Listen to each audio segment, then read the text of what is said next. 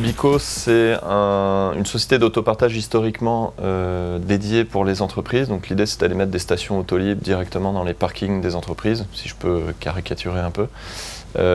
Et progressivement, donc au cours des 7 dernières années, puisque Bico a été créé en 2008, on a développé une offre beaucoup plus globale à destination des entreprises pour leur permettre de réduire leurs dépenses de flotte automobile et leurs dépenses tout simplement de déplacement pour les professionnels, les collaborateurs.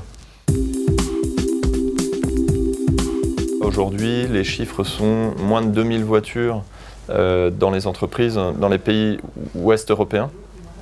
Et on pense qu'à horizon 2019-2020, on devrait approcher les 90 000, 100 000 voitures partagées dans ces mêmes entreprises. Ça, c'est vraiment pour le marché de l'autopartage en entreprise. Après, pour les autres segments, aujourd'hui, vous avez sur l'autopartage grand public plus d'1 million d'utilisateurs en Allemagne, par exemple. L'autopartage entre particuliers est en train de se développer, donc on peut imaginer que dans les années qui viennent, les particuliers et les entreprises, dans des pays comme l'Allemagne, la France, l'Angleterre, l'Italie, l'Espagne, continueront d'adhérer à ces offres de voitures en libre-service.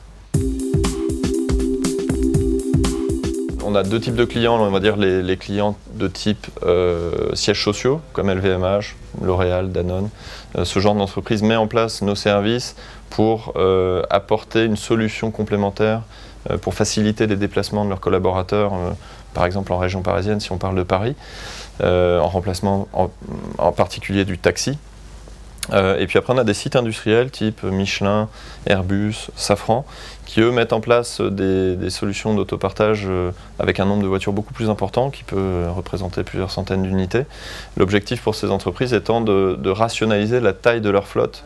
Donc au lieu d'avoir, je ne sais pas, 300 voitures avec les chefs de service qui ont les clés dans les poches, on leur met à disposition et on opère pour eux un service de type Autolib privatif à l'échelle de leur site qui va permettre de réduire le nombre de voitures de 300 à 180, 150.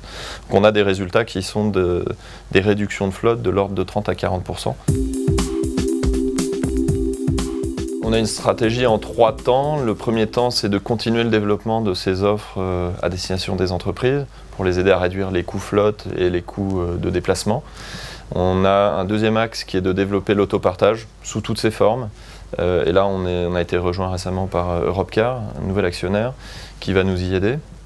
Et enfin, le troisième axe, presque à plus long terme, c'est de devenir un des leaders du marché émergent des plateformes multimodales. Ça veut dire quoi? Ça veut dire que demain, dans notre poche, sur notre smartphone, on aura accès à une plateforme à partir de laquelle on pourra réserver et payer n'importe quelle solution de mobilité à notre disposition.